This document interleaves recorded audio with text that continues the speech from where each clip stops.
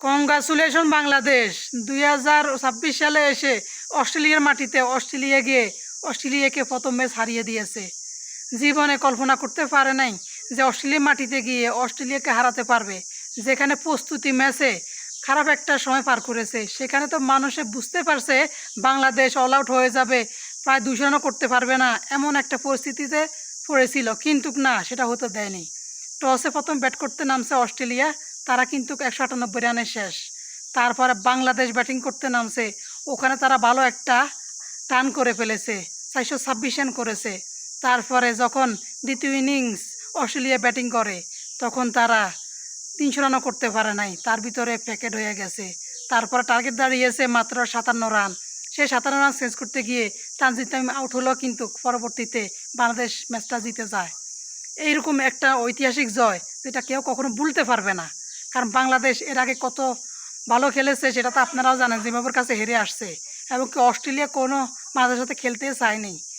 23টা বছর পর তারা একটা সুযোগ দিয়েছে, বাংলাদেশের সাথে 2টা টেস্ট ম্যাচ আয়োজন করেছে।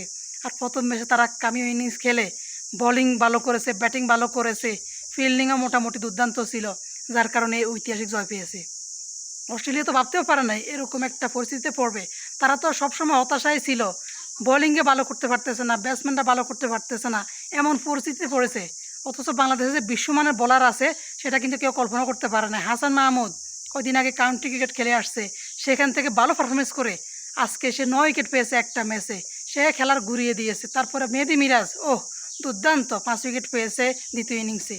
সত্যি কথা বলতে এরাই কিন্তু গেম চেঞ্জ করে দিয়েছে, এদের কারণে কিন্তু বাংলাদেশ এই ম্যাচটা জিততে পারছে।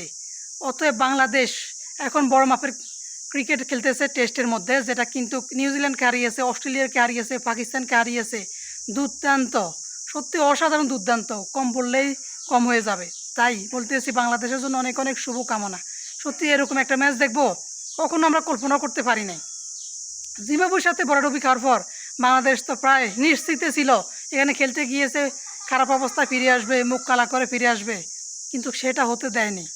সত্যি কথা বলতে অসাধারণ, অবিশ্বাস্য এরকম একটা ম্যাচ বিশ্ব জয় করে ফেলেছে, সবার মন জয় করে ফেলেছে।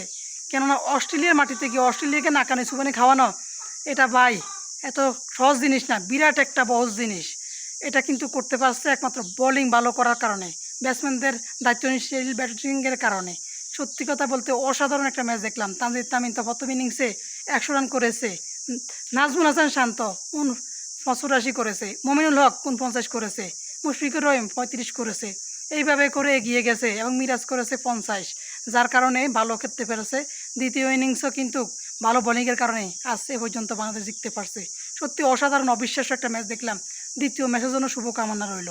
তাই আমরা যা চাচ্ছি বাংলাদেশ এইভাবে নাম করে ফেলবে, এইভাবে করে তারা এগিয়ে যাবে প্রত্যেকটা সেশন, প্রত্যেকটা ইনিংস, প্রত্যেকটা ফর্মে।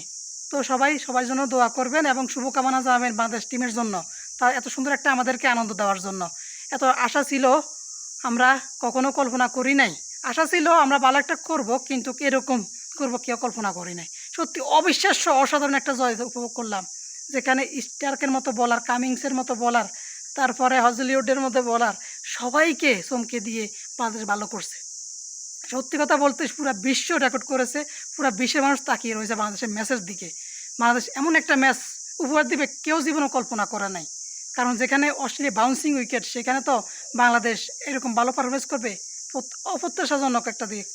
তাই সবাই প্রত্যাশা করে ম্যাচটা জয় করেছে, ভালো একটা ফর্ম পূর্ণ করেছে। সত্যি অসাধারণ লাগলো। কংগ্রাচুলেশন এবং নেক্সট ম্যাচের জন্য শুভকামনা রইল।